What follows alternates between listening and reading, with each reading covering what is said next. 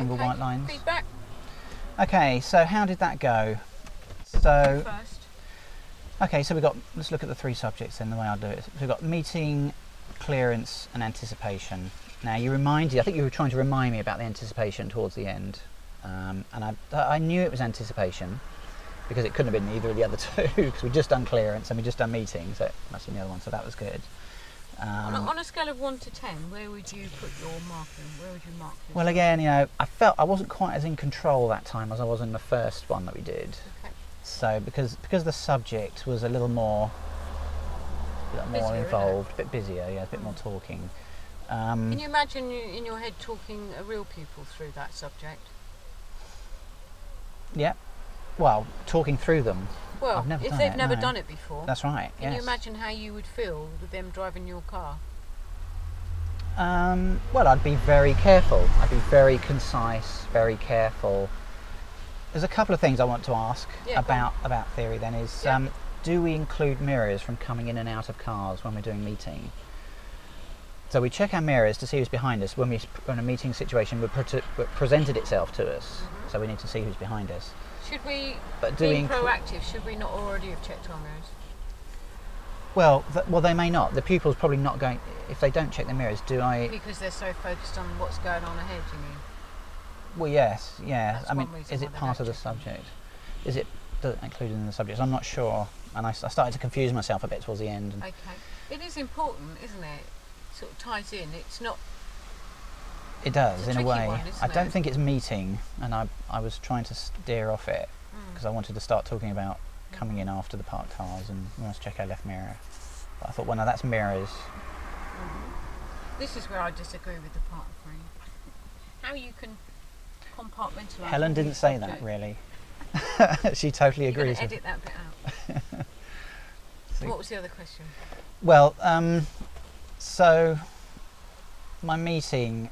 So the clearance wasn't too bad. We got there in the end. We had to reverse a bit, but we got there in the end. And I think you were happy. You said, "Oh yeah, I understand that now." So I would have liked you to have sort of got me to say, ask me. So Helen, what do you think could happen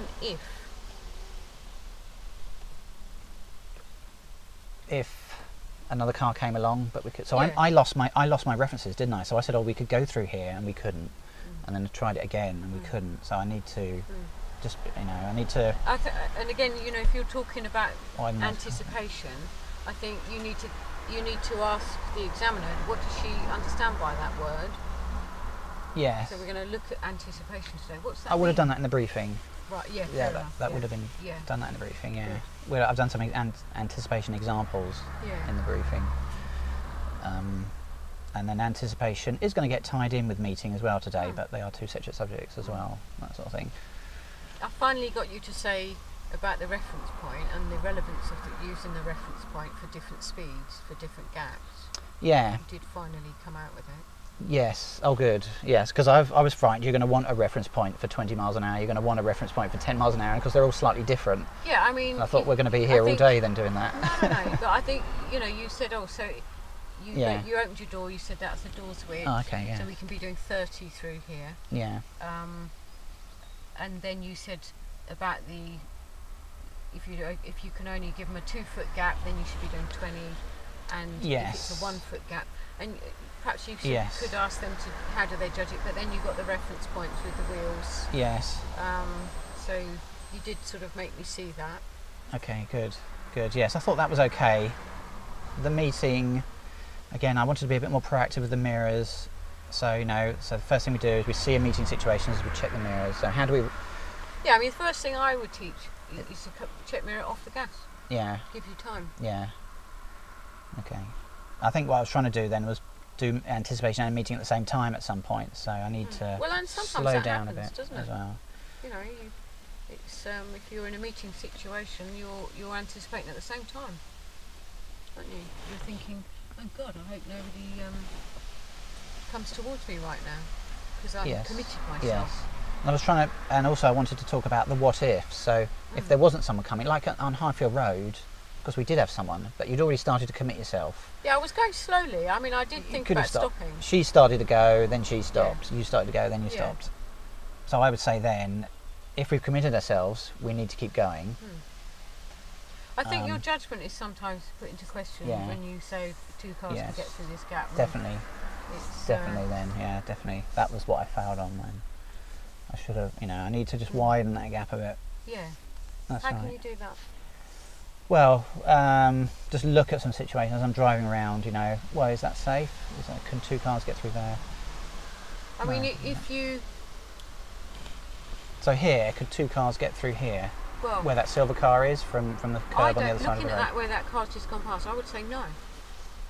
I think 2 cars could. So with that white van, I say yes, that's okay. So we got a car coming out, yeah. They're close.